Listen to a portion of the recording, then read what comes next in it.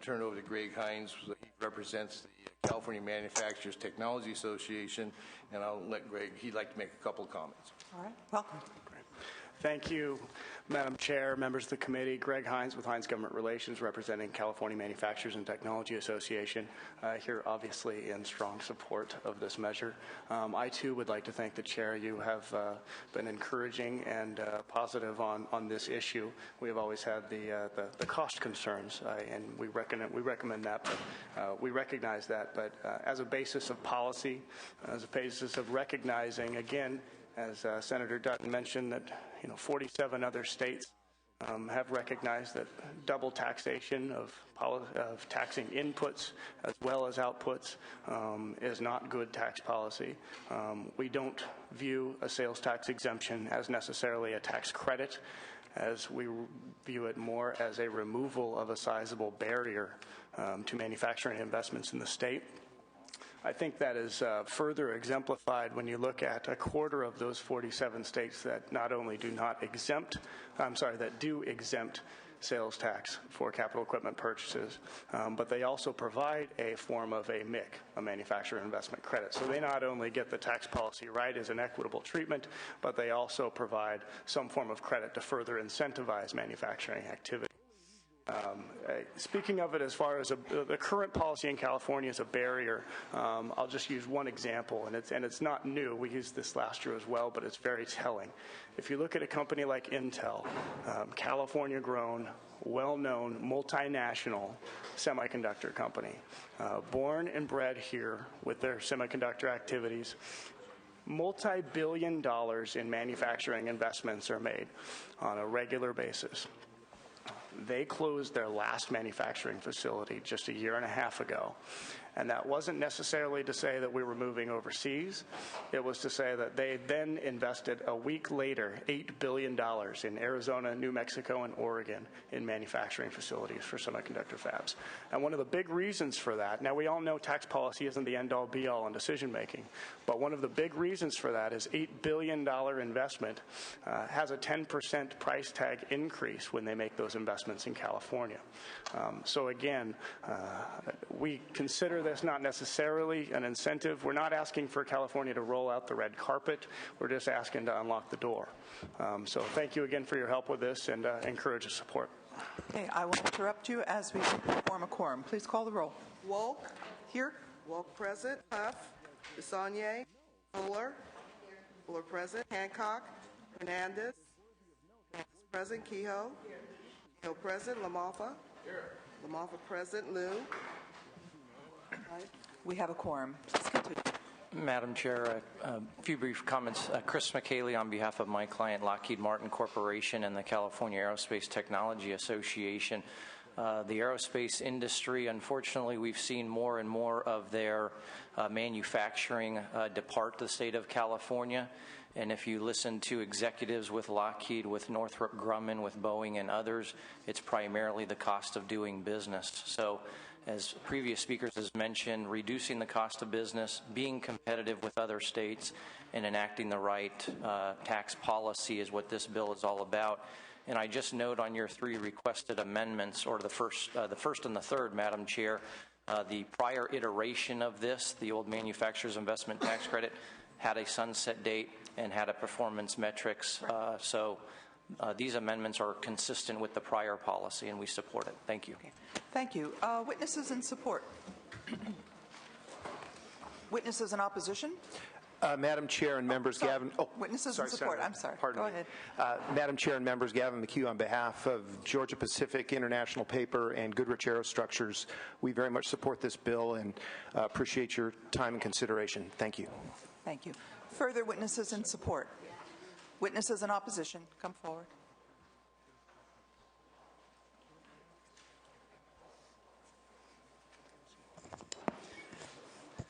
Lenny Goldberg, California Tax Reform Association. It's my understanding you took fuels out in the amendments. Is that because these should be depreciables and not consumables. Our major concern with this is the substantial revenue loss. We have over the years thought that if there were a revenue neutral way of dealing with the sales tax strictly on depreciable manufacturing equipment that is not otherwise benefited in the tax system, that as a matter of tax policy it's not really an incentive, but as a matter of tax policy it would be acceptable tax policy.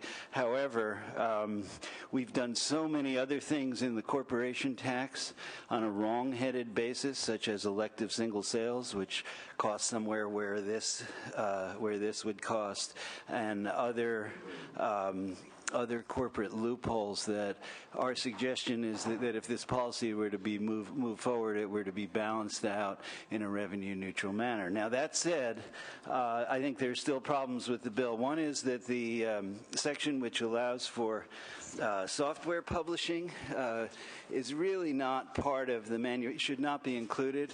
It was included some years ago by one interest asking for it in some of these bills, but really in software publishing we're talking about the information being required. It's not so much an equipment issue, and we think that if software publishing is included in here in the 5,000s of the NAICS codes rather than the 3,000s, it's going to open the door to every interest in the world will come back and say, oh, well, if manufacturing has this and software publishing has this, we will continue. We will ask for exemptions and exemptions and exemptions.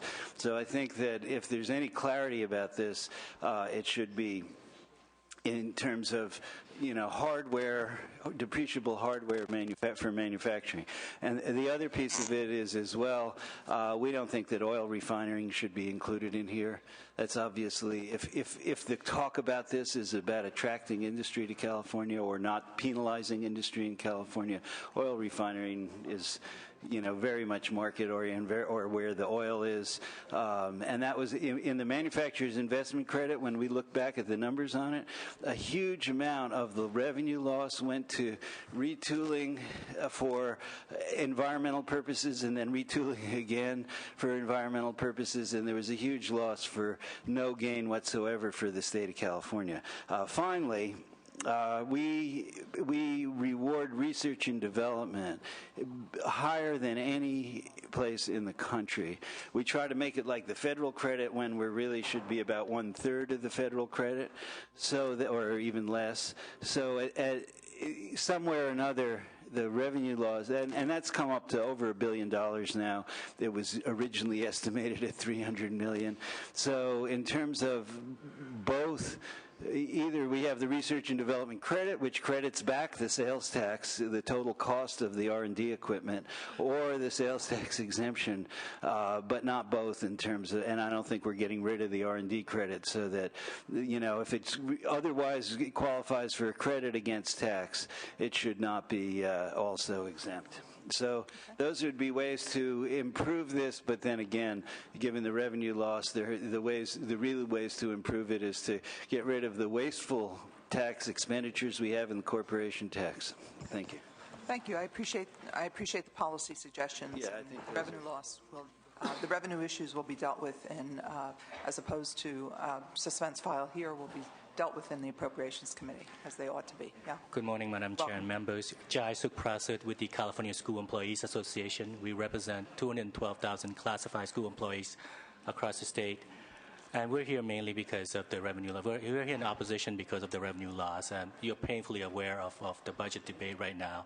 And we just don't see how we can exacerbate the situation with an additional hit to the general fund. Thank you. Okay, thank you. Other witnesses in opposition? All right, hearing none. Are there questions from the committee? All right, hearing none. Perhaps in your close, you'd like to address some of the issues? Senator I'd be more than happy to. It's interesting. For 35 years, I actually made my living helping companies locate in California. And I purposely got out of that business when I came to the legislature because I felt there would be an appearance of inappropriateness. But I can tell you that sometimes, just it's things like this that actually help it's a tool. It's one of the tools in your toolbox that you use to try to help encourage investment into the state and the location here. Now, people talk about loss of revenue, and I learned a long time ago that 100% loss of nothing is nothing. You're working under the assumption that they would have done this improvement anyway. But that's not what's happening in California. As a matter of fact, if it was a simple matter of us just losing manufacture and technology to other countries, that would be one thing, but we're not. We're losing to Mississippi. We're losing to South Carolina. We're losing to Missouri. We're losing to Texas. It's well documented. And so we have to sit back. We have to try to do something. For us to continue to do nothing is really doing a disservice to the people that we're trying to help. The manufacturing sector is critical to providing an opportunity to the less fortunate to better their lives. It provides good paying jobs with benefits, with health. We have to do something to try to get those 2.3 million people back to work. The other day I was meeting with I met with a R&D technology company. I won't say who it is. But basically, even with their R&D projects, they're looking at going to other states now. Not other countries, but other states. We have to do something. We have to try something. I think, Madam Chair, that you with your recommended amendments, I thought they were very common sense. I think you do need to take a look at, we need to develop that performance measurement so we can actually come up with a good way of determining that this actually is creating the right kinds of incentives. And I think after we get, after everything's done, I think we'll find that this actually provided a net benefit and an actual improvement to the revenue stream of California. So with that, I would respectfully request an aye vote. All right, Just a thank you. comment, Madam Chair. I just want to let Senator Dutton know, after the music stops, that I thought it would be a country song. So. Yeah. Johnny Cash. Senator Dutton, I know you're dedicated to expanding the opportunities for California businesses, and we can debate all day whether there's enough accountability on tax credits and enterprise zones and exemptions, et cetera, et cetera, et cetera. But there is no debate this morning in light of our budget crisis that this bill costs too much, and it is not. It's not only the Appropriations Committee that should be dealing with that issue, in my opinion, but nevertheless, as a member of that committee and the chair, the possibility of losing up to $1 billion when we are already enacting $12 billion worth of cuts to education and healthcare and other important programs, and the possibility of an additional $12 billion in the next few weeks is. It makes no sense for consistent public policy to add to that deficit. So I can't support the bill this morning. And Madam Chair, when we go to appropriations, I'm sure that if I can't convince you by then that you'll deal with this bill accordingly if it happens to be so lucky as to get out of this committee today. Well, I'll be open to persuasion, but I got my concerns. I agree with you. Senator Fuller. Question for the author. How many states don't offer this kind of incentive? Is it true that only... We're one of three. Three. So that means everybody else can go to the other 47 states? Correct. If we don't enact this? Correct. So there is a cost for not acting on this? I believe there is. I think what has to happen, California doesn't have to be the cheapest place to do business. It just has to be more competitive than it is today. And that would be, this is one of the things I think we can do that doesn't require, unlike a tax credit or something like this actually requires somebody to make a physical investment in order to get this benefit. And so I think that's the difference between this and trying to compare it to a tax credit, because this here, you physically got to spend the money in order to. And to give you an example, one of the companies that I managed to entice to California back in the early 90s was Mission Foods. They were going to build their flagship tortilla manufacturing facility. Now, the facility itself was roughly $20 million, but the equipment was about $40 million.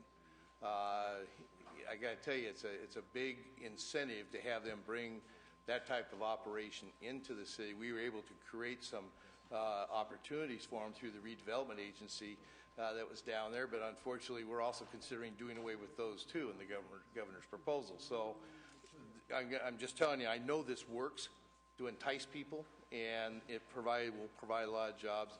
Otherwise, we may end up losing these opportunities that I think are going to come up here this next few years, and I think it would be important to have us be able to have this in place to be more competitive. So this basically entices people to bring equipment and things here, so they have to pay sales tax.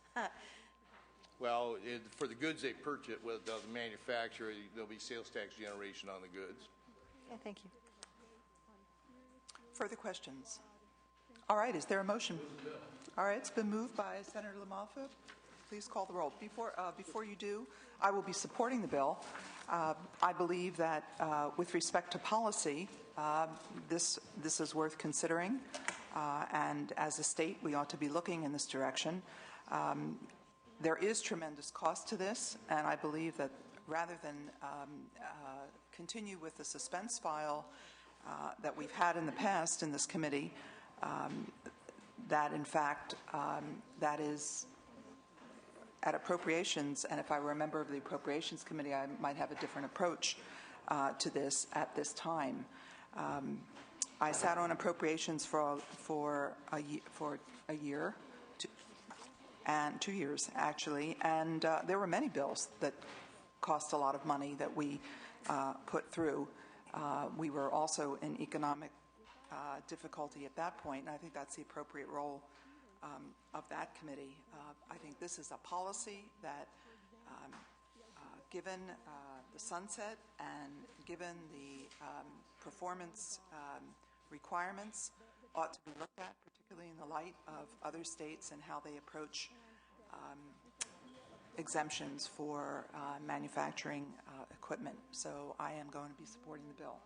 Please call the roll. The motion is due pass as amended to appropriation. Walk. Aye. Walk, aye. Huff. Desaulnier. Fuller. Fuller, aye. Hancock. Hernandez. Hernandez, aye. Kehoe. Kehoe, no. LaMalfa. LaMalfa, aye. Liu. You have 4 votes. You need 1 more. So we will hold the roll open.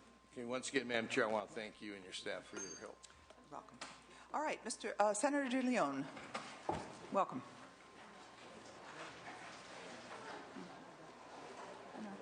We know the problem.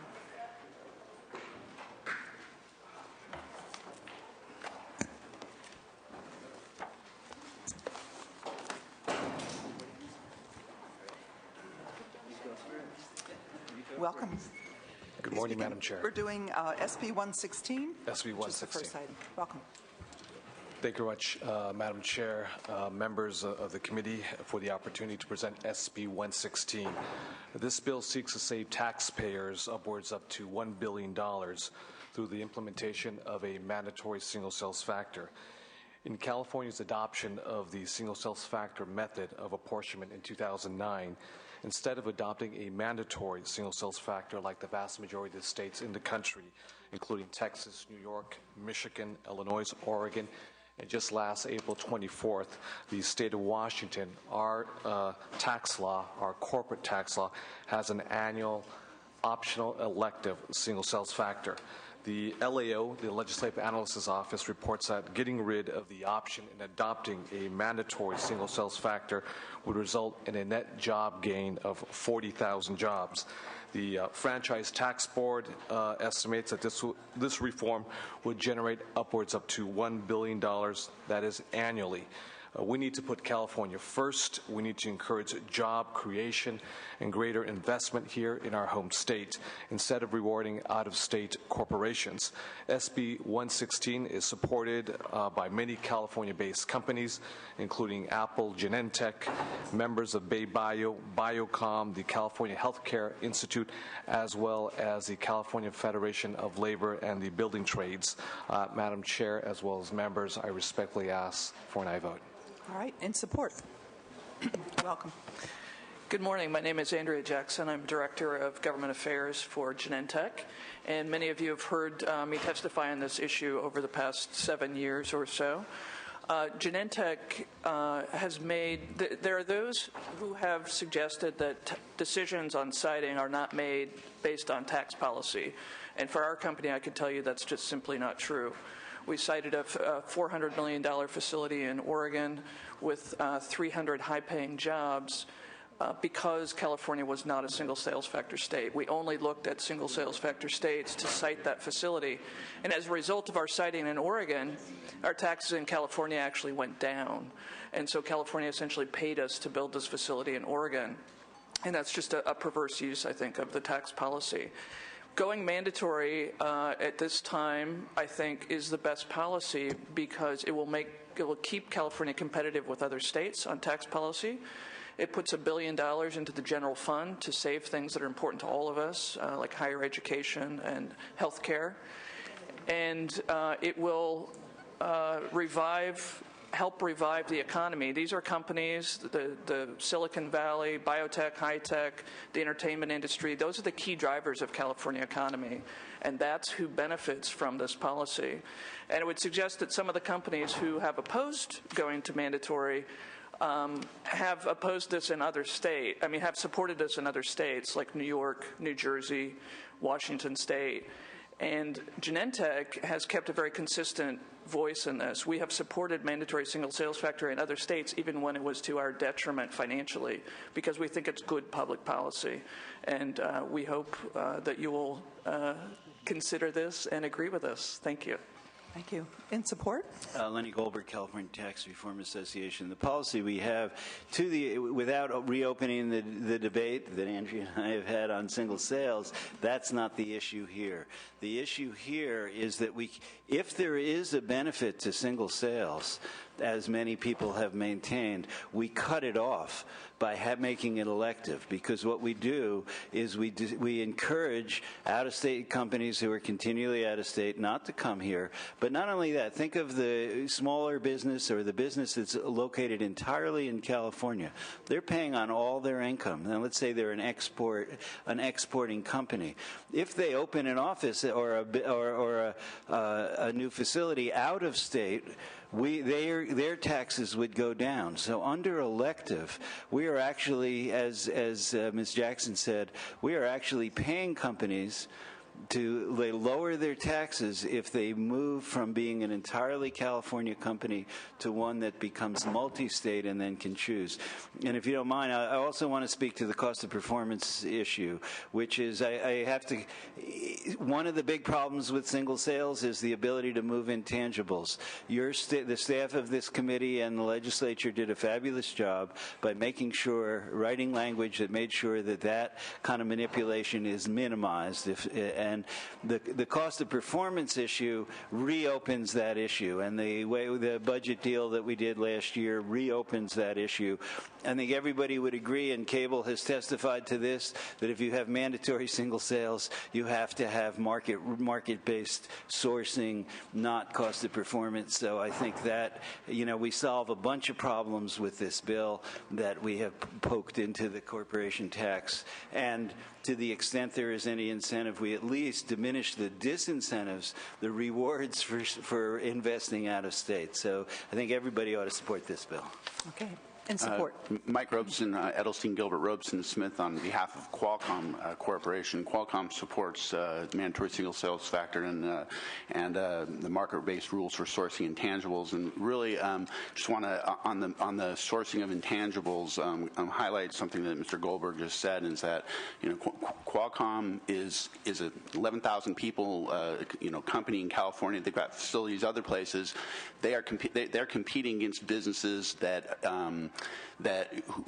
who are able to source, the cost performance will reward out-of-state companies that are in competition with Qualcomm in the same markets. The market-based rules recognizes that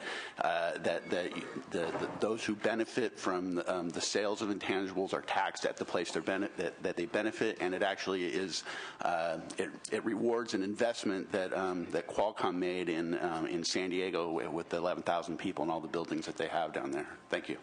Okay, thank you for coming forward. Welcome. Hello, Sarah Flox from the California Labor Federation. Thank you, Madam Chair and members.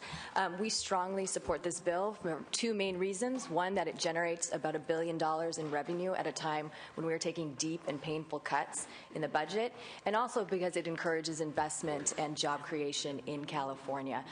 Having a elective single sales and also the cost of performance is just allowing some of these corporations to play a shell game. They're hiding their revenue, and it's not going to the state of California, and it puts our own homegrown California employers and businesses at a disadvantage. And we just can't do this when we have 12.5 unemployment and our members across the state are losing their jobs. So we strongly support this and thank the author. Thank you. Good morning. Tim Kremens, Operating Engineers. With the state beginning to suspend the sale of bonds for infrastructure projects, we welcome any infusion of state funds, but especially this source because it's a consistent basis, yearly basis, and we think it'll stabilize our credit rating on Wall Street to sell infrastructure bonds.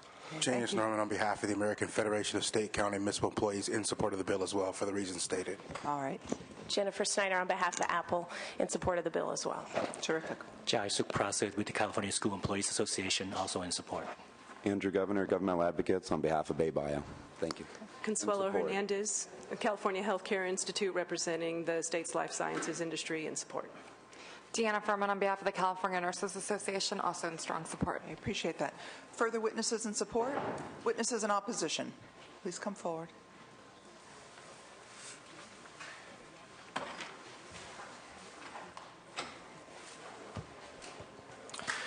Madam Chair and members, Gavin McHugh on behalf of the California Manufacturers and Technology Association. We are opposed to this bill. CMTA represents nearly 1,000 manufacturers in this state, and we have watched California's manufacturing production continually decline over the years to the tune of over 650,000 manufacturing jobs lost in California in the last 10 years. This bill will result in another hit on California manufacturers by increasing costs at a time we can least afford it. If enacted, this proposal will adversely impact many companies with sizable investments in California, whether they are headquartered here or not.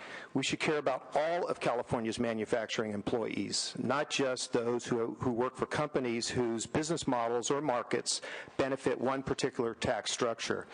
CMTA supported the bipartisan budget agreement in 2009 that was carefully crafted and negotiated to provide companies with an elected apportionment formula. Our member companies understood that this business incentive was to be the policy going forward. It is disconcerting to many of the companies to see this incentive for the election to be done away with in less than 2 years. Thank you. In opposition. Thank you. Mira Girton here on behalf of the California Chamber of Commerce, also in opposition for the reasons already stated. The way that the formula works, it will impact in-state companies. You can have tens of thousands of employees located in California. It's really looking more at the ratio of in-state employment versus out-of-state, and for that reason, it will represent a sizable tax increase for California companies. Thank you. In opposition. Suzanne Sutton, California Taxpayers Association, also in opposition. Okay, further opposition? All right, are there questions of the author? Senator LaMalfa. Well, good morning. Good morning, Mr. LaMalfa. See ya. As you probably know, I kind of missed the fun for the last 2 years here in between term limits and such and between houses. So I wanted to just kind of go back. Now, again, this was a package that was put together as part of the February 2009 budget agreement with both sides and both houses, et cetera, this particular piece. And so also received bipartisan support in a very difficult deal that, you know, both parties put together on. So I guess what I'm a little bit troubled by is that this has only existed for, you know, again, a little less than 2 years. It actually goes into effect this year, 2011. Pardon? The agreement was in 2009, but it actually goes into effect in 2011. Yeah, okay, but something that people in the that would be making investments and planning on have had a very limited amount of time to plan for and experience, and then so when you make your investments as a corporation, as someone that would want to be in California, now we're changing the rules again. So this was at the time seen as an incentive for various types of businesses to remain or invest in California, correct? I believe that was the perception of those individuals who negotiated the deal at the time. Yeah, and I know some of my Republican colleagues in being part of that package are not here anymore. And so I guess what I'm getting back to is that there's kind of a faith that needs to be supported around here, a predictability, a long-term, when a deal is made, an agreement is made with both sides, that it would cause a lot more faith in what we do as a legislature or as a state if we stuck to that for a while. And so was part of this package having a sunset in this particular clause? Not that I'm aware of. There was no sunset, so it's in perpetuity. So again, something that those who would invest here were planning on having a foreseeable life with this option, and now it would be seeking to make that disappear. That question, it's difficult for me to answer. I don't know the mindset of some of the multi-state corporations with regards to their long-term investment in the state of California, whether it was short, mid, or long-term.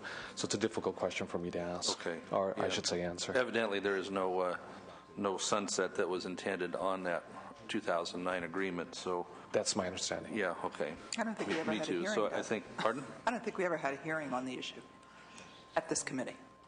Oh, one of those. Yeah, at any committee. So. Part of the late night night fun. We're all big fans of around here. Yes. So, all big fans of that. Yeah.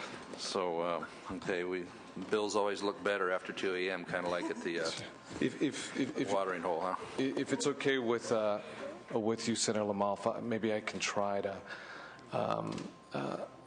I'm hearing your comments, and I'm hearing the concerns with regards to an agreement or an ironclad agreement back in February 2009 during the budget negotiations.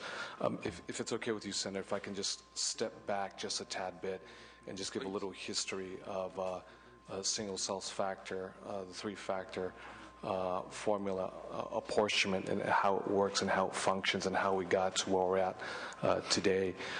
In the state of California, since 1966, we've had a three-factor apportionment formula that consists of property, payroll, as well as sales. At that time in 1966, it was weighted at 33.3% across the board. What happened was in 1993, we hyper-weighted the three-factor formula apportionment, where it's 25% payroll, 25% property, and 50% where your double-weighted, hyper-weighted formula comes to being back in 1993. Now, the vast majority of the states in the country have a single sales factor formula. Now, we're the only state in the country other than Missouri that has a three-factor formula apportionment that is not mandatory but rather elective or optional. The states of New York, Michigan, Florida, Texas, as well as just recently, as I stated in my earlier comments, on April 24th of last year, 2010, in the state of Washington. The state of Washington also has a single sales factor that's mandatory. In fact, as we speak right now, in the state of New Jersey, Governor Christie is wondering to sign a measure that may be put in front of him or in a larger package deal, whether they're going to have a single sales factor that is mandatory, however, not optional or elective. As Madam Chair just mentioned a moment ago, the 2009 deal that was negotiated, that you make reference to, that we never had a hearing, a public hearing. There was a lack of transparency. So when it came to what is A, single sales factor apportionment, B, what is the difference between an optional elective as well as a mandatory. That never came to the light of day because this was negotiated, again, behind closed doors at 2 or 3 in the morning. A line was put in there in a large package deal. I'd be a big fan of doing everything not at 2 or 3 in the morning. We'll put everything out in the light of day and have 48 hours to review all of it. I mean, this or anything else, I think we'd so love to pair up with you on that and make sure that's not the pattern without a doubt. around here. But that's what, just to give you the background, that's what happened, what took place. And just one last thing, if I may add.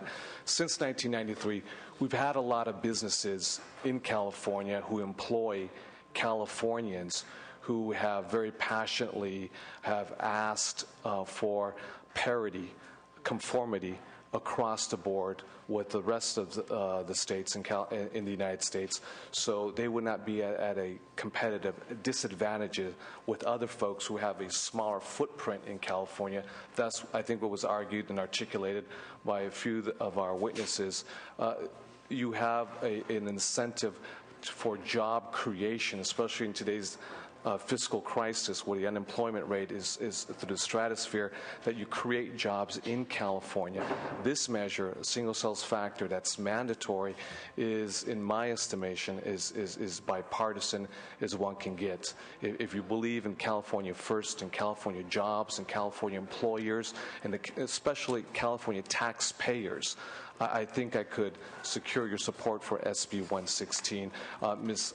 Jackson had underscored a very important point that it is rather obscene and perverse that the taxpayers of the state of California subsidize to a large degree the construction of a brand new facility in Southern Oregon, an investment of $400 million, and the creation of 250 to 300 permanent, good-paying jobs in Southern Oregon and not in the state of California. We're in a very special moment in our history where we all agree, Republicans and Democrats alike, that we need to do something with regards to job creation. I would hope to get your support on Measure SB 116. Thank you for that. And I know you're very well-intentioned with this effort here, and I know there's a lot of cross reasons why there might be the right thing or might not be the right thing. But we really have a culture in this state where we set a policy such as it was, like this or many others, where then that policy is then changed in a very short amount of time afterwards, and it really doesn't have the effect of freezing investment or freezing people that would want to do business in the state, saying we don't know from one year to the next what the policy is going to be on taxation or regulation and many other things that happens here. And so I think the Oregon situation you speak of is maybe in part here, but also of overall atmosphere of cost of doing business here and an unknown regulatory climate. So you can look at the federal health care situation too, where people I know in the district that were thinking about doing things, and I know this is not today's conversation, but have frozen that because of so much unknown and so much unknown cost to them. And so this would be a much easier situation to deal with if you were seeking instead, maybe since it has no sunset now, for example, maybe a 10-year sunset on this policy where those that have made plans lined up their investment in the state would see that at least they would have that time window and then figure out at 10 years how they would deal with that if that fits their business plan for that frame of time. That's what I'm looking at, and so I'd like to be able to be helpful, but I think California needs to have a lot more predictability in its policy and taxation, regulation, et cetera, and this really kind of undermines that, I say respectfully, and that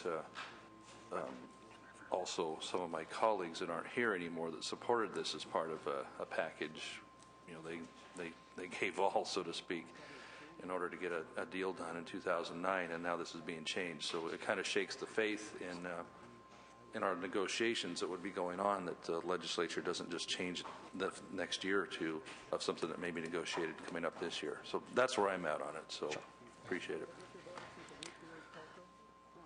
Senator Fuller. I Go ahead.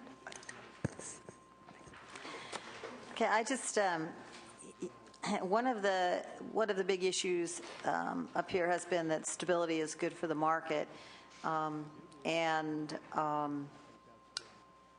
whether or not once businesses are being recruited to come to California and they gear up, and then we change it, bait and switch, so to speak, before they get here. Whether that will actually help things like our bond rating and so on. So there's two questions here, but the first one sort of is I'm concerned. I don't, I see this as, we have recruited, so to speak, by this policy, businesses to come. They're gearing up. They're already working on the assumption that they were ready to go at the moment this opportunity came along that was already passed, and now suddenly it's going to change. And maybe you could speak to, don't you think this will affect our bond rating and other things, because now they will not see us as good a business opportunity as there was before? And two, don't you think that that it continues to be a milestone for instability, of keeping our promises to the working conditions that are available in California? Madam Chair? Okay. Thank you, Ms. Fuller, for your questions. One is with regards to the bond rating and having any effect on the bond rating. If we don't get a budget done soon, our bond rating is obviously going to be, in the basement floor. It's almost there. I don't think this is going to have any effect on any bond rating if we change from an optional elective to a single sales factor that's mandatory. Let me underscore and highlight, so this is very clear.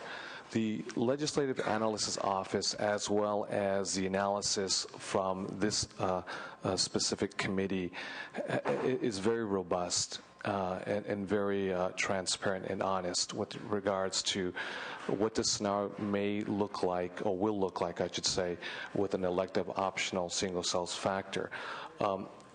I understand completely, and I'm very respectful of how we incentivize multi-state corporations that are anchored elsewhere but do business in the state of California, but more so with the hope that they'll actually physically either move to the state of California, whether it's manufacturing, whether a producer of goods elsewhere, and they export into the state of California. An optional single sales factor elective provides no incentive for a multi-state corporation who enjoy selling and exporting to the state of California and enjoys probably what is considered the largest consumer market in the nation and perhaps in the entire world. There's no incentive for brick and mortar or for the creation of job expansion, thus creating jobs in the state of California when you have a single sales factor that's elective and optional. Intellectually, the argument doesn't exist, and that's why I'm really stressing and underscoring, and Ms. Fuller, you know me, we've engaged with each other in a very respectful manner in various committees and in the State Allocation Board, when I say this is a bipartisan measure. Mr. LaMalfa, and I'm moved by, a word is a word is a word is a word. Your handshake is stronger than oak. That's your deal. That's your agreement. Problem was the vast majority of both Democrats and Republicans had no idea of this language. There was a deal to cut. There was single sales factor mandatory. And to the last nanosecond at 2 in the morning, the word elective and optional was added, which altered the landscape completely when it comes to taxation in the state of California. I have often asked if this, in fact, hurts California companies. We must have those California companies go on the record, come testify, submit at least written record that this would hurt us in California. So far, and Madam Chair, you can correct me through your staff, if we received any letters at all whatsoever, written or otherwise, in opposition to this measure or to the concept of single sales factor mandatory for California companies that would hurt California employers and employees. I don't know if it exists. Maybe it does. I'm not quite sure. Yes. In general? Yeah. No, and not in general, of California-based companies. Specific companies? Yes. We did receive a letter from Time Warner Cable. Okay. On the cost of performance. Of cost of performance. Performance Again, I want to underscore California companies, headquartered companies. Okay. That's a cost of performance issue dealing with market sourcing. But the three associations opposed it on behalf of every company. Gotcha. Okay. So I guess there's two things still that are troubling me, and I do say this with all respect because you are someone I really do respect. But it seems to me that this is a tax increase, number one. And number two, it seems to me that if an RPS standard is good because it creates market stability, then it follows that a promise that we've made to the business community that was well publicized and agreed to, it also follows that is a tax structure stability is good for our state. And so I won't be voting with you on this particular issue. Honestly, before I got here, I didn't really know much about either one of the issues, but a promise is a promise, and I don't like to do retroactive promises to anyone. So I'm just feeling a little troubled about that. And the last thing is that in terms of attracting businesses to California, yes, we want to do that. But if our population continues to grow and outstrips our ability to ever permit anything in this state ever again, we will not be able to actually physically locate them here. So something's got to change. We either got to change our policy to locate businesses and give them the kinds of things they need, or we need to stick with the promises that we've made in the past. But I do thank you for your respectful explanation of your bill. Thank you. Thank you, Ms. Fuller. Yes, Senator Kehoe. And would someone tell Senator Hancock was next to speak? If she's just outside the door, she might want to come in. Senator Hancock. Senator Kehoe. Go ahead. Just a comment, Madam Chair, and to the author. I applaud your work here. And there's been a lot of discussion this morning on a number of aspects of this bill. I agree with you. It was poorly drafted the first time around. It has cost the state potentially far too much, and this is a better way to do it, and that's why you see businesses lined up in support to recommend this change. It's our duty to make corrections when bills or policy has been drafted in error, and it was an error. It has not served the optional nature of the first rendition of the single sales factor is not a good way to do it. This is a better way to do it, and that's why the businesses are here. And I noticed this morning we've had a lot of discussion about the business climate in California, one of our favorite topics. And as we all know, even in this global recession, California remains a center for innovation, for research and development. 40% of the venture capital that's invested in the United States comes to our state. And we need to continue to draw businesses that are innovators, do research and development, have high-priced jobs, depend on our education system for the PhDs and mathematicians and computer scientists that they need. So you are doing the right thing. I'm happy to support the bill. Senator Hancock. Thank you, Ms. Kehoe. Yeah, thank you very much. As a co-author, I'm happy to support the bill, Mr. De Leon. However, in the interest of actually trying to work together for the good of the state, I do have a question. If there were a 10-year sunset on this bill, would it enable Senator LaMalfa and Senator Fuller to vote for it? That should take care of the stability concern. And I think,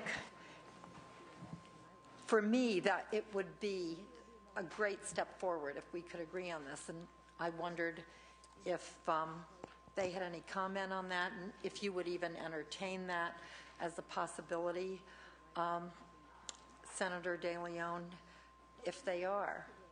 But for me, a 10-year sunset would give us a chance to try this as well, and certainly to not disadvantage our local California businesses which are the people we want to keep here.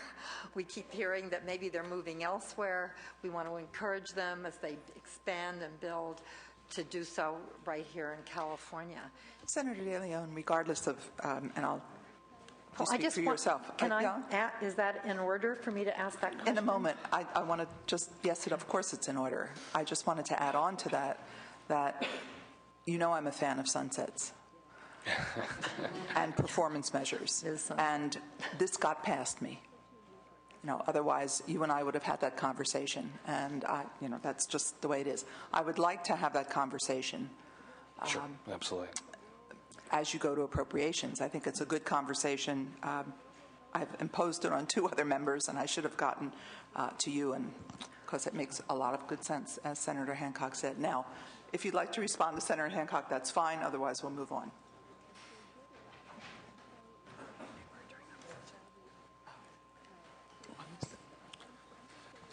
Again, I wasn't around for the deal at the time, and so I don't know what the effects are. That was more of a conceptual thing, that at least there'd be some predictability. Oh, I thought it was a good suggestion. But, and I'm not even tied to any particular number of years, 7 years, as an option. But I think it's a discussion that should be had, not here on the fly, of course, but conceptually with the author and with all the sides that are interested in this thing, and see if that's something to work it out. But my main point is that we keep coming back to not having faith in what this legislature and what the policy of the state is when we just do it, change it 1 or 2 years later. And I've heard several times, and it's refreshing to hear it from my colleagues on either side of the aisle, that when we don't have a chance to read the bill at 2 in the morning. Now, I would expect at least the leadership on both sides in both houses knew what this provision was when it was placed into the whole package that was done in February 2009. So at least the leadership must have known what the effects were. But it's always been disturbing to me that we, as the rest of the flock, aren't always as privy when these late night deals happen to all the details of the package. And so, if we have a discussion about a 10-year or 7-year, a sunset, if that works for everybody, that's great. I'd be interested in having that dialogue. But I was getting more to the systemic issue of changing the deal 1 or 2 years later and not having predictability, whereas if this had been written as a long-term, at least several years before we move away from the policy, and that was done up front, and people make investment decisions based on that knowledge, not the unknown of should we do it because they're going to change their mind in 2 years, or have faith that they're going to leave it alone for long enough to recover investment. That's a conversation we should have. Well, I think that stability is always a good thing. I think, however, mistakes get made. And that's why we have a legislature that doesn't meet once, make laws, and go away. And in this case, it turns out to have been a dreadful mistake for our California-based industries who are providing the jobs and the tax revenue for us right now. So I'm sorry that you don't feel that that would meet your objection, but I will certainly support the bill as it is now. If I may, Madam Chair, and I In your thank you. close. Okay, great. Are there any further questions? No. Senator? All right. Would you close? Madam Chair, thank you very much for the opportunity to present SB 116. I want to thank Ms. Hancock conceptually for the idea of perhaps a potential sunset on a mandatory single sales factor trial run, if you will. I will say that, Madam Chair, I'm open to having discussions with all interested parties and my colleagues as well. I do believe, again, let me underscore and highlight that it is our role and responsibility as legislators, regardless of our political affiliation, to right the wrongs. An optional single sales factor is simply bad tax policy. Again, let me underscore, other than the state of Missouri, we're the only ones who have a single sales factor That's optional. It's illogical and it's nonsensical because the debate or the conversation is how do we attract new businesses to come to the state of California? And I would argue that how do we keep our businesses anchored and rooted in the state of California, especially when they want to expand job operations, so they don't do so in Oregon and Washington and Nevada and Arizona. You brought up some points that are tangentially, related to the whole issue of regulatory issues. Obviously, there's a lot of stuff on the table right now as we move forward with our debate, especially with regards to the budget. Now, that being said, an optional single sales factor, again, is just bad tax policy. We should be united, Democrats and Republicans, for California first, California employers, California jobs, and more importantly, California taxpayers. It is absolutely obscene and perverse that our taxpayers are subsidizing through a tax credit the creation of jobs elsewhere, not in the state of California. This is a very nonpartisan measure or bipartisan measure, given the makeup of today's legislative body in California. I will work with you as well, Madam Chair, with your suggestions, and I thank you for the opportunity to present this measure, and I respectfully ask for an aye vote. All right. Is there a motion? It's been moved to pass to appropriations. And please call the roll. Wolk. Aye. Wolk, aye. Huff. DeSaulnier. Buller. No. Buller, no. Hancock. Aye. Hancock, aye. Hernandez. Kehoe. Aye. Kehoe, aye. LaMalfa. LaMalfa, no. Liu. 3-2. The vote is 3-2. We will leave the roll open. You need 2 more votes. Thank you, Madam Chair. Thank you, members. Thank you. All right. Senator Emerson, you've been patient.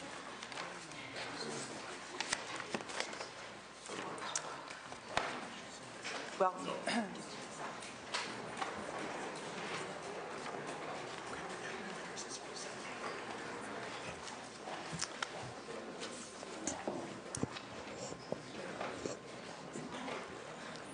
Senator Emerson, you've agreed to take the amendments that are Yes, I'm offering those as author's amendments. Okay, yes, and we have the reinstating the rules, page 7, lines 28 to 31, and a technical amendment as well as a means of seeing how this works at the end of the process. It is capped credit, and you're seeking to expand it. So please begin. Thank you. I believe this will be a much more simple item than the last item. Current law allows for a $3,000 tax credit to small businesses with 20 or fewer employees for each new full-time hire. The tax credit is capped at $400 million, and to date, less than $40 million has been utilized. This bill would expand the pool of employees. It would not expand the program, but just the pool of employees that would qualify for the tax credit from those who employ 50 or fewer employees instead of the 20 and under. As you may know, the Franchise Tax Board is projecting that this credit will be fully utilized in 2011, but concerning that it's been on the books since 2009 and only less than 10% has been used, I think their analysis may be overly optimistic. It is my understanding that they will have a better idea of this tax credit utilization by the end of April. And so I'd like to move forward with this legislation in the event their projections prove to be false. There's a recent study by PPIC that says one of the most important things to get a business economy out of recession, study by David Newmark that says the hiring credits is one of a very important tool for us. So given our current economic climate, I believe that this bill is necessary to spur job creation and encourage economic growth. Additionally, this bill will provide small businesses with the incentive they need to expand their workforce and get California working again, and I respectfully ask for an aye vote. All right. Witnesses in support? Witnesses in opposition? Come forward. Lenny Goldberg, California Tax Reform Association. We were mistakenly listed in the analysis as supporters, along with AFSCME. Both of us are opposed to the bill, and we were opposed to the original credit, and for reasons that I think are vindicated by the way it's been used. A $3,000 tax credit. It costs, even at minimum wage, when you take into account equipment and payroll costs, it'll be at least $20,000 to hire a new employee, mostly 40, 50, or 60,000, and those employees have to contribute to the bottom line. The tax credit at this level, as far as any of the studies that we've seen, and I know you quote the Newmark study, but the studies at the federal level and at the state level have not contributed to hiring. An employer, and I'm an employer, will never hire for a tax credit, and so it's clear that people haven't even sought it. Presumably, there are more than the 120,000 people who've been hired by small businesses but haven't even asked for the tax credit. So it's something after the fact. In this budget situation, this would allow more money to go out the door that has no real purpose and no impact, and we oppose the bill. The amendments include a report back to the legislature at 2013 as to what's happened with this tax credit, because I think there is a serious question as to why it's not being utilized. Again, the idea is to get some kind of data back so that we can make a decision. Senator Kehoe. Yeah, a few questions here. I see the amendments that were just passed out. Do they address the double dip issue that's brought up in item 5 on in the analysis? Yes, we reinstated that language. Okay, so that's back in there. Yeah. And then going back to item 1 in the analysis, there's $360 million left in this fund for tax credits for new hires. For businesses 20 or less. Yes. He wants to expand it. Can it be, and I have notes here saying that that money could be exhausted during the 2011 taxable year. But if we've only used $40 million since 2009, that doesn't seem very likely. No, I think that's an overly optimistic number. But I do want, can the 360 be used for anything else? It's only for this program? Senator Kehoe, we have FTB here. Why don't you come forward if you want to ask some questions, about how the credit's been used. Right. I'm not always sure that the tax credits do what they're aimed to do, but if the money is there and can't be used for anything else, that's my question. Okay. Patrice Gow-Johnson, Franchise Tax Board. And the $400 million is for this credit.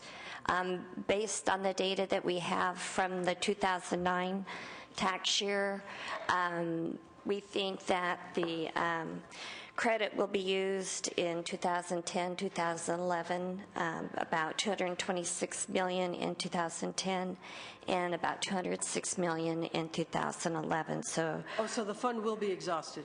That is our estimate. We don't have... But if it's not, this bill would allow it to run to the end, right? That's correct. And no more?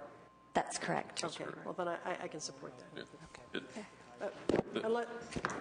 I'd love to hear from Senator Emerson.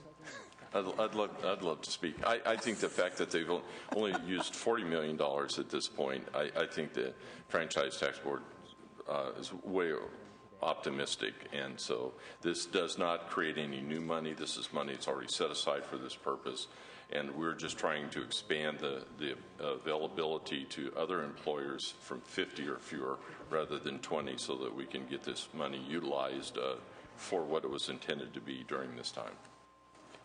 So it'll go to larger companies? It'll go to employers with larger 50 or less employee base, yes. Further questions? Senator LaMalfa? Oh, thank you. Just a comment. It seems that at the very depth of our economic situation and unemployment, that it's an appropriate expansion to make more people and more available to use it and hasten the use of that fund there for a job creation purpose. So I think it's an appropriate direction to move to at this very critical time. So I appreciate the effort. Thank you. Further questions by the committee? Would you like to close? No, I think we've had enough discussion. Thank you. I just ask for an aye vote. All right, it's been moved by Senator Fuller. The motion is to pass as amended. Please call the roll. Wolk. Aye. Wolk, aye. Huff. DeSaulnier. Fuller. Fuller, aye. Hancock. Hancock, aye. Hernandez. Hernandez, aye. Kehoe. Kehoe, aye. Lamoffa. Lamoffa, aye. Liu. 6-0. What is that? 6-0. 6-0. It is out. Thank you very much. We will leave the roll open for the other members. All right, thank you. We have Senator Simitian, SB 164. These are checkoff bills, reinstatement. Madam Chairman, at the top of page 1 of your committee analysis, the analysis correctly notes that the measure extends the repeal dates of the State Children's Trust Fund for the prevention of child abuse, and also the Rare and Endangered Species Preservation Program. Changes the repeal dates on this checkoff to January 1st, 2018, and I would respectfully ask for an aye vote. All right. Are there a member in support? Indeed. Madam Chair, members of the committee, Christopher Trinnell here on behalf of Audubon, California, in support very much of SB 164, but in particular the provisions for the renewal of the Rare and Endangered Species Preservation Program. We were the part of the co-sponsoring team for the original legislation that created this program, and we very much urge your support for its continuation. To be brief, 3 key reasons to support the renewal of the preservation program through the Department of Fish and Game. First, the tax checkoff provides Californians a very simple way to actively engage in habitat conservation, which is truly near and dear to many Californians' hearts. Second, the tax checkoff provides the DFG, Department of Fish and Game, with an all-too-flexible pot of funding that they can use wherever they see fit to best benefit those species most in danger in California. And third, and most importantly, the tax checkoff provides California with critically needed habitat species conservation dollars in this day and age of dramatic reductions at the department. And we very much urge your support. Thank you. All right. Further witnesses in support? Witnesses in opposition? All right. Seeing none, are there questions of the committee? Senator Lamoffa. Hi, Senator. I'm curious about which ones make the list and which ones are not on the tax form, and then is it a function of how much room there is on a page on a tax form? Was that my understanding too? There is a, and I'll look to committee staff to help me here, but there is essentially a minimum threshold that has to be met in order to remain on the list over time. These 2 checkoffs have actually been among the most successful. There are roughly 15, I think, they're currently on the list. These 2 have been among the higher producers on an annual basis going back over recent years. In order to get on the list, you need to have a piece of legislation, and the original legislation here goes back, I believe, to 1983 for these 2 checkoffs. When they were due to expire some years ago, I picked up the issue and said I wanted to extend the sunset since they had been successful. They did seem to be popular with members of the public. They are funding governmental entities, so we have a direct benefit as a state here in terms of the monies received. And then now that I've been around long enough that they're about to expire again, I thought it was time for another 5-year extension, which is what the bill provides. But the short answer to your question is somebody needs to carry a bill, and then they need to meet the minimum thresholds over time. So each one of those on the list rolls off on 5-year cycles? I can't speak for what the sunset date on the other 13 is. I'll leave that to your staff. Depends. There's a difference. Some are exempt from these rules, some are from the amounts. Others automatically fall off. As the way the original legislation was written for each. Okay. And I hear of a lot of others waiting to become on the list. Is there discussion of allowing say, a rotating basis there, and let the others have their shot and their day in the sun on the... Senator, there's no longer a waiting list because the tax form, what really limited it in the past was the amount of room that there was, and that is no longer an issue. So those that have come forward have been added to the list. Some are exempted from... Some are exempted, but that's another. So all are on the list that wish to be on the list at this time? Right, and there will be more bills that come forward. I think, just to clarify, all are on the list that wish to be on the list that have had somebody carry a measure that the legislature and the governor have approved. And they remain on the list as long as they hit a certain threshold, with a couple exceptions that are exempt from that threshold. All right. Lastly, do we think this reminds me in a way of the license plate situation where you have to carry a piece of legislation, and that's always been our political football around here.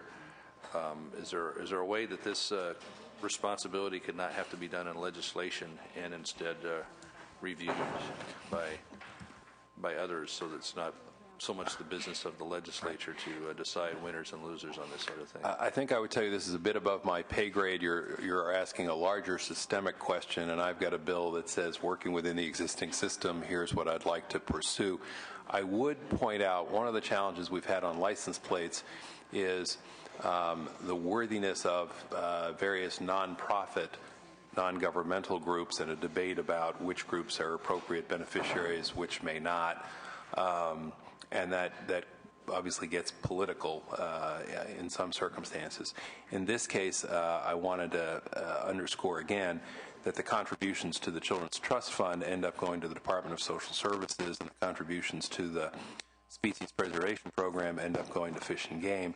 They're both state governmental entities, so we're not with respect to the two measures I have before you today, we're not in the business of picking winners and losers between non-governmental entities and competing, worthy or not, nonprofits, depending on your assessment. Okay. All right. It's not always my view that it flowing to government agencies is particularly sacred either, so I don't need to... Yeah, no, and I take your point, which is why, important to underscore, this is voluntary. Yes, so we're talking about what is, whatever your view about tax checkoffs, number one, it's voluntary, and number two, it's going to state governmental entities, which the state of California has authorized to do this kind of work. So it's about as within the four corners of the concept as you can possibly be.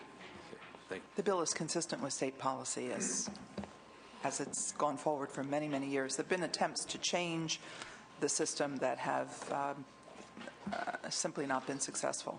This is the best we've gotten so far. And again, this is consistent with the policy. Further questions of the author? All right, hearing none, would you like to close? Ask for an aye vote. All right. Is there a motion? The bill has been moved. It is due pass to approach. Please call the roll. Wolk. Aye. Wolk, aye. Huff. DeSaulnier. Fuller. Hancock. Aye. Hancock, aye. Hernandez. Hernandez, aye. Kehoe. Aye. Kehoe, aye. LaMalfa.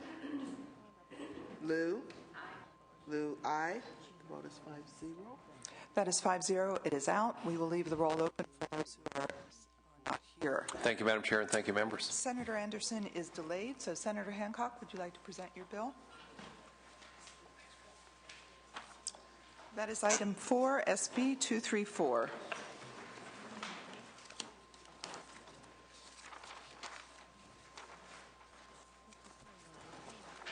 And for anyone that hasn't read the analysis out there, you really should read this one, especially the part about Ahab and the white whale. Our effort to get sales tax and use tax. Senator Hancock.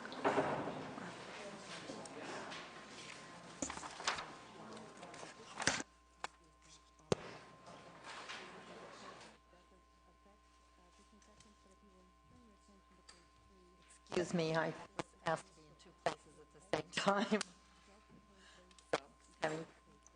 Welcome, Senator Hancock. Thank you very much, Madam Chair and members of the committee. SB 234 will update tax collection statutes regarding internet and mail order realtors, retailers.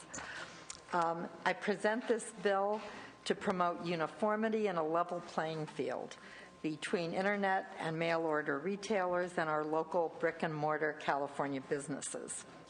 AB 234 will bring state tax collection methods in line with changing technology.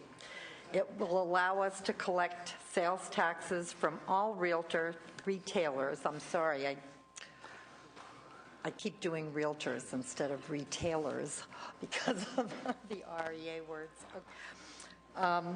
From all retailers in the state, and will allow us to avoid reductions in essential government services, such as schools, public safety, and environmental protection. California, like other states, has been levying use taxes on most goods sold and in the state but produced outside the state for many years. There is not now, nor has there ever been, a tax exemption for internet sales. However, many Californians are unaware when they purchase products from an internet vendor with no physical building in the state that these purchases are subject to the state's sales and use tax. BOE estimates indicate that about over $1 billion a year in tax simply goes unpaid. Even a small improvement in tax compliance would increase state revenues by hundreds of millions of dollars. At a time when our basic public institutions that made California great and which led to an economy in which we all thrived, collecting these taxes would mean a great deal for our schools, our safety, and our economy. Current California law relies on consumers to collect and remit the tax themselves. SB 234 will give the BOE more tools to require mail and internet vendors to collect and remit use taxes, as all in-state and many out-of-state businesses already do. This important change will support businesses that fairly comply with our sales and use tax. I respectfully ask for your aye vote, and with me I have Mr. Alan Lofaso, the Chief Deputy for Board of Equalization member Betty Yee. Good morning, Madam Chair, members of the committee. My name is Alan Lofaso. I'm Chief Deputy to Board of Equalization member Betty Yee, as Senator Hancock said. Ms. Yee would like to be here today, but the Board of Equalization is meeting today in Culver City. As Senator Hancock said, this bill is really about fairness for all retailers to do business in California. Moreover, this bill really is about establishing as a matter of state policy that our tax agencies will have the ability to enforce the tax laws fairly to the greatest extent that the law would allow, and that we not impose state statutory barriers to enforcing our tax laws in a way that provides for equity between out-of-state online retailers and our in-state California-based retailers. As has been written in the press, use tax is an analog to the sales tax that's been around since 1935. Individual consumers who receive out-of-state purchases do owe it, but since the advent of the use tax, out-of-state retailers have a collection duty. And there's been much written about the efforts of the BOE, which have not been terribly effective to collect that tax from individual consumers. The effective way and traditional way to collect the sales and use taxes is from retailers, both in-state and out-state. And as Senator Hancock said, this problem is a major contribution to a $1.2 billion tax gap our state is facing during serious budget times. And again, as a policy matter, it seems not to make sense that we would prevent the tax agency and the state from collecting the taxes that we have the ability to collect. Thank you. Okay, thank you. Witnesses in support? Thank you, Senator, members of the committee. Casey Kaneko of Souter & Associates on behalf of the City of Berkeley in support of the bill, because it would give the Board of Equalization another tool to enable them to collect this tax, which is already owed by consumers on purchases that they make from out-of-state companies. This is nothing new. It just hasn't been collected. We feel that it will benefit our local businesses who are already supporting their communities through their investments in their local property tax. They support local charities. They hire local residents. Yet they are at a disadvantage when local residents buy from out-of-state businesses through internet purchases. So it will benefit local businesses. It will benefit our state and local coffers, enabling us to provide services. And so the City of Berkeley urges your aye vote on this bill. Thank you very much. Yes, Lenny Goldberg, representing the Independent Booksellers Association, which has worked on this issue for 10 years, as well as the California Tax Reform Association. And to get into the weeds a little, we have argued with the Board of Equalization that we think they have this authority already. Notwithstanding that, there are good arguments, legal arguments made on the other side. We think that you will hear that this bill provides lack of clarity. In fact, what this bill does is provide as precise clarity as federal law and court decisions allow. There's still a lot of dispute over that, but one of the problems with regard to current California law is that some have argued that we do not have the full scope of the Commerce Clause allowing us to assert our nexus because of specific pieces of California statute. So notwithstanding that, this clarifies what we think is the current law, but if it isn't, it certainly helps the case on this, which is to say we do assert our nexus to the extent the Commerce Clause and the federal government would allow. And there is a whole body of case law on that which people argue over, but it certainly provides clarity with regard to the scope of California's enforcement efforts at the Board of Equalization and clarity with regard to what the law can mean. So it's a very important bill and we support it. Okay, in support. Hello, Sarah Flocks from the California Labor Federation, and we also support this bill and increasing the ability of the BOE to collect sales and use tax that the state is due.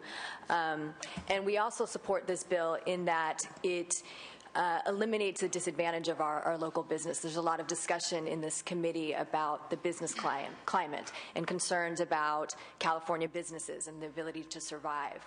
And we believe this bill will help the business climate and help the ability of our local businesses that employ Californians, that employ our members, to thrive and not put them at a disadvantage for out-of-state retailers. Thank you. In support. Missy Johnson on behalf of the California Retailers Association. Our membership includes a large number of chain mass merchandisers, grocery stores, chain drug stores, as well as specialty stores.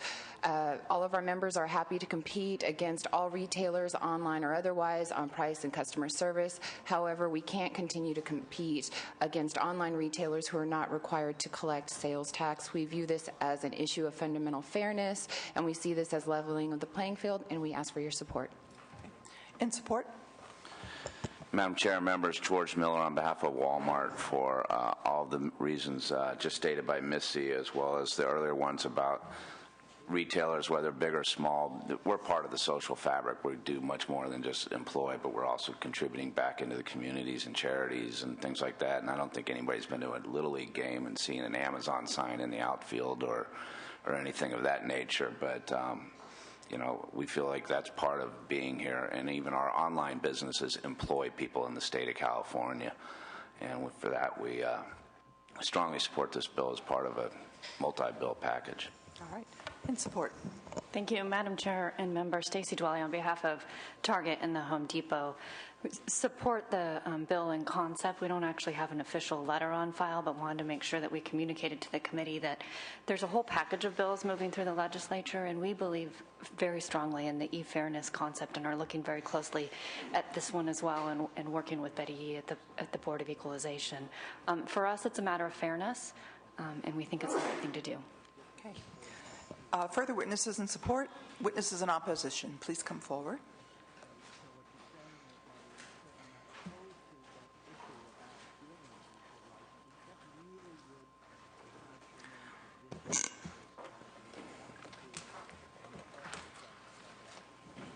Welcome. Good morning, Madam Chair and members. Jeffrey Leacox of Greenberg Traurig on behalf of the Internet Alliance. The Internet Alliance is a coalition of online commerce companies. I'm one of 3 witnesses who will speak against the bill today. I'm joined by Eric Mitke, a California tax law and policy expert, who is also here on behalf of the Internet Alliance, and we've kind of divided up our comments. And we are also joined by Rebecca Madigan, of the Performance Marketing Association, and she represents 25,000 California businesses, and their employees will be harmed if this measure is passed. SB 234 is a blank check that will never be cashed. It will lead to costly litigation, lost income for California, lost income tax, and lost employment tax for California. It won't lead to additional revenue because retailers will adjust their business model so that they cannot, so that their other activities except retail sales into California cannot provide the basis for the Board of Equalization to assert nexus. SB 234 eliminates existing provisions of Revenue and Tax Code Section 6203, which specify conditions under which retailers who make out-of-state sales to California-located consumers, the conditions under which those retailers have an obligation to collect and remit the use tax to California. SB 234 replaces those specific provisions with a facially constitutional long-arm statute that is as long as the federal law will allow. The proponents suggest that this adds clarity, but at the same time, they say the clarity it provides is that it will allow California to use cases over which there is dispute. We would suggest that's not clarity at all. If the BOE or the author thinks that there are specific cases or bases to assert that an out-of-state retailer has an obligation to collect use tax and remit to California, notwithstanding 50 years of Supreme Court decisional law to the contrary, we think those provisions ought to be in the bill and people ought to understand what the rules of the game are. To do otherwise is bad policy. It's going to lead businesses to curtail otherwise ongoing business activity that is not related to their retail sales. So they're going to stop using California software developers. They're going to stop using California hardware designers. They're going to stop doing business with Ms. Madigan's members who make no sales in California but operate independent businesses that generate sales for in-state and out-of-state retailers, some of which result in tax being collected, some of which don't. They're in the business of advising consumers or helping them find good discounts. They're not in the business of picking winners and losers in the marketplace, and neither should the legislature be.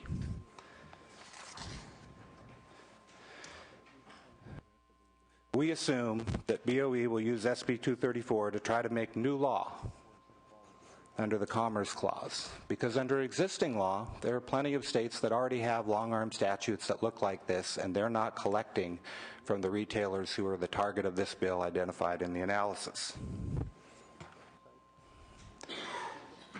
Giving the BOE a blank check is bad policy.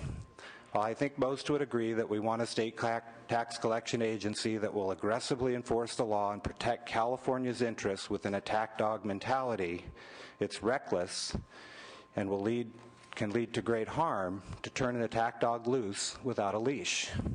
That's what SB 234 does.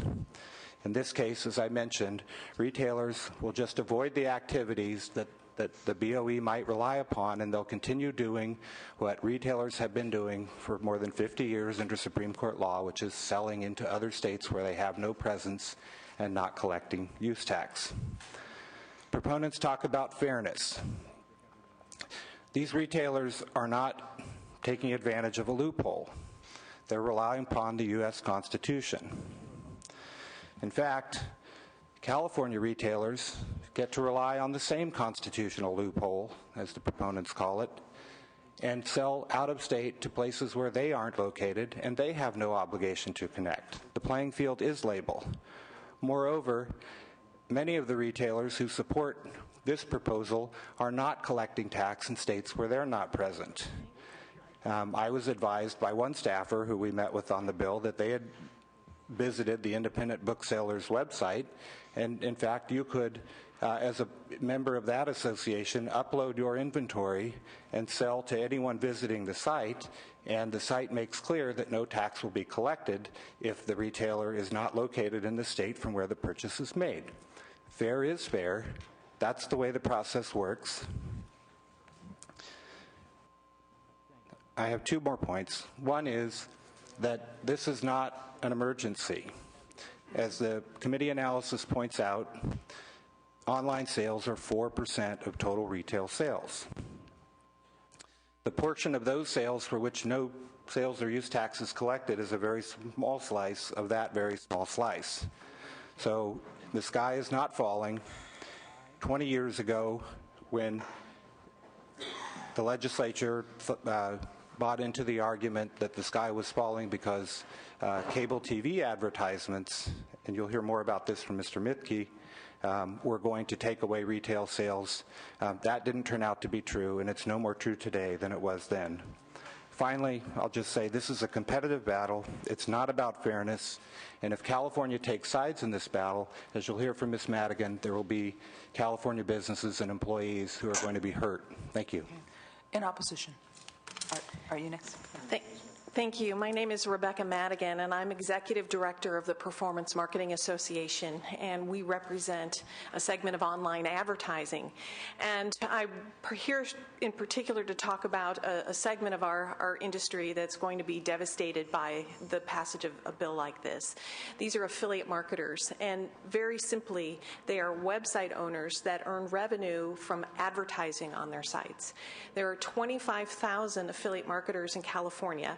They generated $1.6 billion in advertising sales revenue in 2009, and we estimate they paid $124 million in state income tax.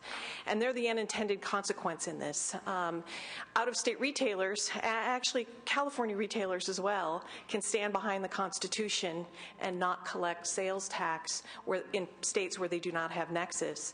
Out-of-state retailers, according to this bill, if they have ads that are being placed on websites in California, for some reason that's going to be determined as having nexus. So these out-of-state retailers simply stop advertising on California websites. And we expect 25 to 35% loss in income overnight if a bill like this is passed. So that's a tipping point to us. That's businesses laying off, businesses not growing, people not making their mortgage payments. It's very dire and serious, and it's a very real consequence.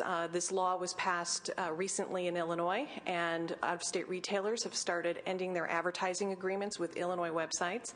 It passed in North Carolina, Rhode Island, and New York, and hundreds of out-of-state retailers stopped advertising on websites in those states. The states have not collected any additional sales tax revenue, and in fact, affiliate marketers have lost income, and so we believe the state has net loss. All right. In opposition. Thank you very much, Madam Chair. Madam Chair, members, my name is Eric Mitke. For 20 years, I've been the partner in charge of state California tax law and policy at Nielsen Merksmer. But I really do appreciate the analysis, because if anyone should have hobbled in here on one wooden leg, it should have been me. Because 25 years ago, I was employed as a staff member, young in those days, hopefully, to the only Republican member of the board, Ernie Dronenberg. Mr. Dronenberg asked me to coordinate an agency-wide task force made up of the Sales and Use Tax Department and the Legal Department with a single fixed goal: solve that interstate mail order problem. In those days, the target that everybody was worried about was LL Bean. They were the great Satan whose business model was going to ruin Main Street. And the new technologies in those days were the toll-free 800 number and the advent of these home shopping networks that were just coming on to local local cable television systems that were in California. And I believe some of them were even pricing their programming so that instead of just paying for the time on the cable system, they were actually getting a commission, a part of the sale of everything in the viewing area. So we developed a two-pronged strategy. One was to expand Section 6203, which is in essence what SB 234 does, as a way of trying to, quote, to use a Vietnam analogy, bomb them to the conference table. We had a second prong of the strategy, which was we actually wrote federal legislation that was, we got then Congressman, but now Senator Byron Dorgan from North Dakota to carry. That bill, AB 229, the one that we had at the state level, was in fact passed by the legislature and signed by a Republican governor. But here's some of the things that were in it. We said nexus was the use of California banking, financing, debt collection, telecommunications, or marketing activities, the in-state presence of authorized installations, servicing, or repair facilities, the use of in-state electronic or print media directed primarily at consumers in California, the in-state presence of a related retail entity engaged in the same line of business as the out-of-state retailer, an in-state licensee or franchisee operating under the state or the same trade name, and the use of an in-state cable television network to solicit orders by carrying programming. All this should sound very familiar because it's many of the same things we're discussing today. I can tell you that over the course of the next several years, all these sections were enjoined and eventually found unconstitutional by the state and the federal courts. Why should we care about this history? Several reasons. At that time, we operated under the premise that the landscape had changed fundamentally since the 1960s when the National Bellis Hess case had been decided. We thought, well, that was 20 years ago. Things are different now. We've got these sophisticated computer systems. We should go challenge this. Well, that case was to us what the Quill case is to you today. That's the mountain that we all wanted to attack. That was the part of the great white whale. But at the end of the day, I'm afraid that the same result that we face would be expected here. In Quill, the court removed the question that really hung over congressional action. We had to engage in a state litigation strategy because there was a question whether Congress could litigate in this area because there may have been a due process issue that they can't litigate through. The Quill court removed that question, but at the same time sent a very clear message that said, we're removing this, but this is distinctly in Congress's province to really fashion a good solution to preserve interstate commerce. So that really sent the clear message, I think, to the states that don't bring these cases back to us. Go to Congress. That's your forum. The second thing we found out is that our litigation strategy impeded our legislative strategy, because what we found in Congress is the same thing that many times we find here in Sacramento. If there's pending litigation, people say, well, let's see what the courts do first, and then we'll see about legislation after that. So check your own experience. Think of your own experience here. If indeed that's the strategy here, to give this new tool to the board to go litigate again and again chase the white whale again, then you're actually impeding your best strategy, which is your legislative strategy.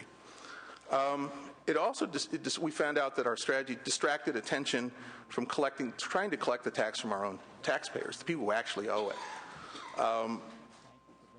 There is no silver bullet, but by keeping to focus our attention on that, we never put any effort into education and collecting from our own individuals and our own retailers. We also were under the mistaken impression that this was a risk-free proposition because we would be collecting the money while this was being litigated. The Direct Marketing Association sued in federal court, and the Ninth Circuit determined that the Anti-Injunction Act didn't apply. So all this could have been litigated in federal court without having to pay the money first. So this is not a risk-free proposition. If indeed you do lose the income tax from the income of the in-state people who are doing the advertising contracts, there is a cost to this. And finally, there is one thing that you face now that we didn't face, and that's Prop 26. I think there is a substantial legal question as to whether all these bills are now two-thirds vote bills under Prop 26. We are extending a statute to a new group of people to hold them responsible for tax. If they don't collect it or make an error in how they collect it, they become personally liable for it. Under the changed definitions, as a count of Prop 26, it opens up, I think, a substantial question. So for those reasons, I think the right answer is what the legislature is in effect doing, expanding the efforts to collect it and educate its own people who actually own the tax. Okay, thank you. Thank you. Are there further in opposition? Just identification only, please. I gave them quite a bit of time.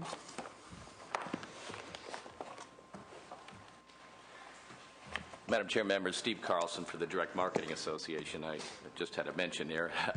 Thank you very much. I'm not going to say anything more than that, but I just wanted to thank the committee for allowing the testimony to occur. I've been in other committees where you don't get that opportunity, and I think it's a really good thing, especially in an issue like this. So thank you. We are opposed.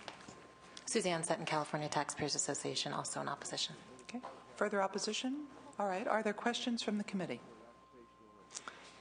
Hearing none. Senator, you should close, and you might want to address some of the issues. Yes. Let me be clear that this bill simply redefines to some degree, or further defines, what a retailer doing business in California is. And it's a common sense definition. It's a retailer selling products to the people of California. It allows the BOE, which is the state's tax administrator, to adopt regulations to the extent that federal law allows, so that retailers are required to collect the sales tax and remit the sales tax to the BOE in the same way that every local store in which we shop does. Again, I believe that some of the commentary here was referring to the recent highly publicized threats of Amazon Corporation to hurt small bookstores in California by refusing to work with them. I would point out that other online realtors, immediate retailers of books, immediately stepped up to the plate and said that they would be happy to remit sales tax on their internet platforms should those same local retailers wish to contract with them. I think really that I would be very surprised if the California market were abandoned by any business just because they're required to do what every other business in California does, which is collect sales tax from the people who purchase from them and remit it to the BOE. It is a matter of fairness. As you heard, it is a way of having a level playing field for our own bricks and mortar businesses, employees, and the taxpayers of California, who right now are not collecting an estimated a little over $4 billion in taxes every year. I would ask for your aye vote. All right. Is there a motion? It has been moved. This is due pass to appropriations, and I would just like to thank the author for continuing the quest to capture the white whale. I think you don't look like Captain Ahab, but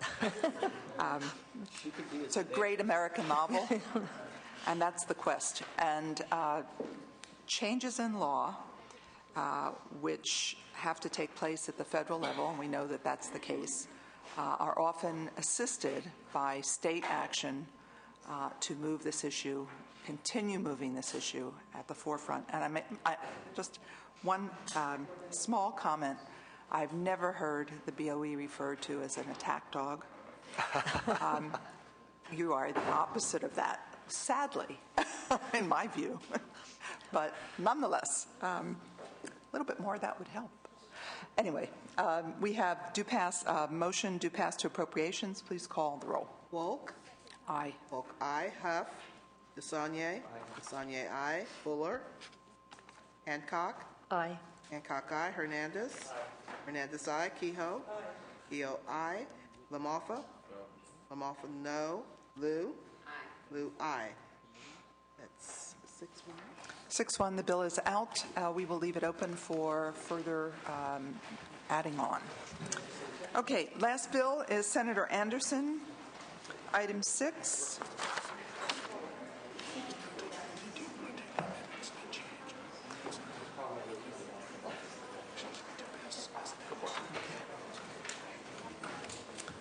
All right, Senator Anderson, there is a recommended technical amendment which you have agreed to take, I believe. Yes. All right. Please start. Thank you, Madam Chair, Senators. First, I'd like to thank the Chair for working with me to craft a better bill, and I happily accept those amendments today. Senate Bill 464 is a disaster relief bill that shows compassion for fire survivors in my district as they rebuild their destroyed homes. Nearly 5,000 homes were burned down during the devastating 2003 and 2007 fires in San Diego County, and hundreds have yet to rebuild. This narrowly focused bill will affect a small number of devastated victims and will clean up confusion during a stressful time of rebuilding. Aaron Gilbert from the County of San Diego is here with me today to speak in support of the bill. Also in support is the County of San Diego's tax assessor and the Board of Equalization member, Michelle Steele. Erin Gilbert with the County of San Diego in support. The intent of the bill is to allow for the tax exemption of fire sprinklers when the homeowner is rebuilding their home after a disaster and is adding additional square footage. As of January 1, current law requires fire sprinklers in new home construction, but in the case of a rebuild, the existing construction exemption does not currently carry over to the new construction or additional square footage of the home. The bill provides a small benefit to victims of disaster to help ease the rebuilding process and clarifies that the fire suppression equipment tax assessment exemption would be consistent throughout the home, rather than providing an exemption for the existing construction and not the new construction. Well, just clarify that. Do you yes, mind? Senator Kehoe. Thank you.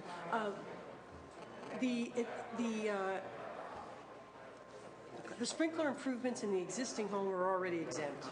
You're just adding the sprinkler in the addition. Correct. Exempting that too. Yes. But only the sprinkler. They still have to pay for the...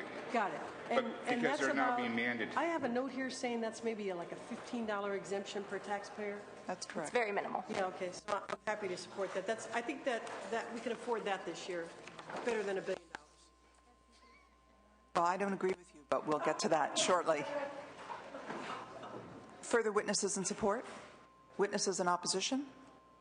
All right. Are there questions? All right. I will not be recommending support for this bill, and the reason is that, first of all, I think that the amount is so small that it's not an incentive. It doesn't. It won't make. Tax policy is not going to make an incentive toward creating a safer home. This is about the addition beyond the original footprint.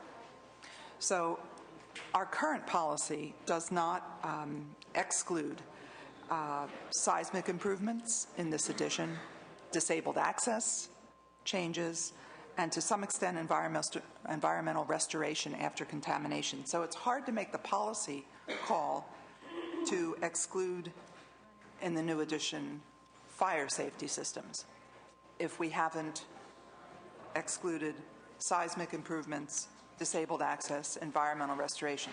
So as a policy matter, it doesn't make sense to do so. So Madam Chair, that's why I'm going to be opposing if I the bill. were to take an amendment to include those into the bill, would that get you there?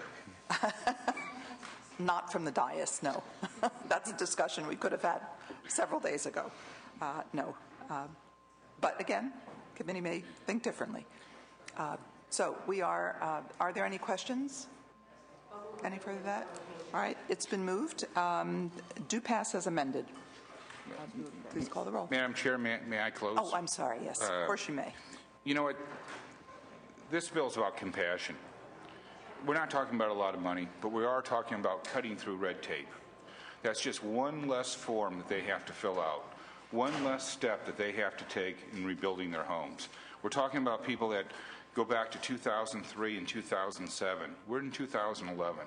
They've gone through enough. Let's show some compassion today. Let's push this bill through so that they know that we care. I ask for an aye vote.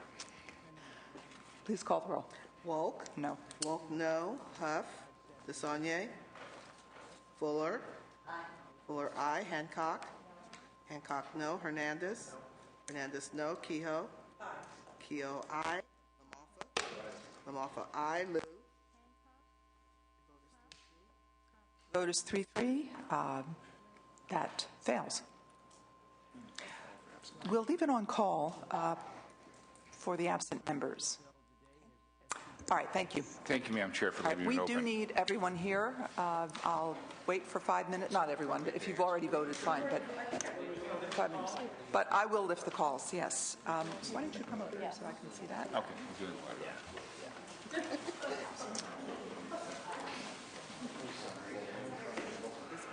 put 395 wrong. Thank you. All right. We have, first of all, we will, SB 116, De Leon. Please call the absent members. Huff. DeSaulnier. DeSaulnier, aye. Fernandez. Fernandez, aye. Lou. Your vote is 5-2. The vote is 5-2, and that, is Senator Huff going to come? All right, then we will leave it open. That bill is out, has enough. We will leave the roll for adding on. All right, item SB 156, Senator Emerson. The recommendation is do pass as amended to appropriations. That bill, we will leave the roll open. It has 6-0. We will leave that open. Call the absent member. Sorry, Mark. Please call the absent members. Huff. DeSaulnier. DeSaulnier, aye. Vote is 7-0. Again, we will hold it open for the absent members.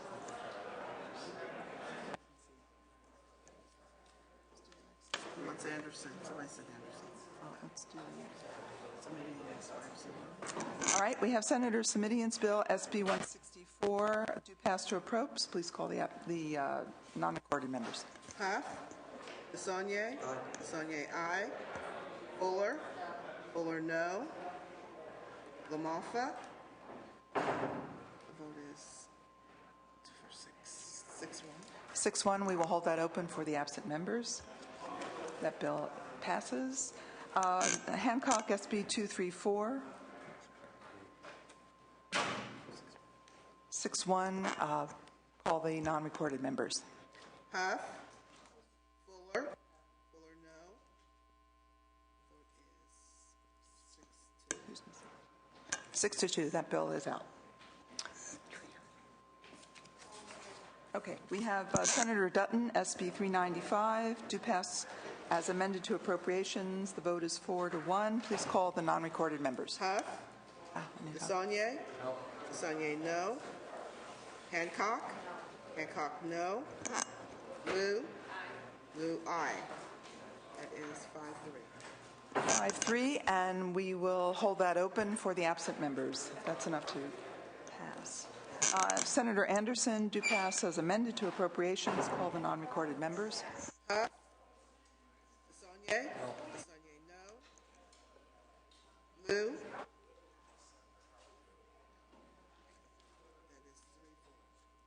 That is 3-4. That does not have enough votes to pass. We'll leave it open for the non-recorded members. So how many?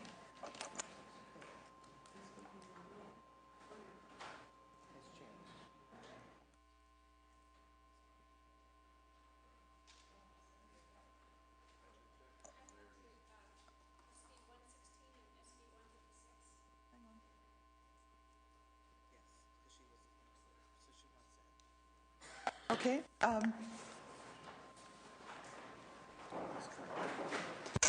SB 116, Senator De Leon, please call the absent member. Oh, we have all our absent members. Okay. Welcome, Senator Huff. No, just do with that. Start with that. Okay. We're on 116. That's Senator De Leon's bill. Huff.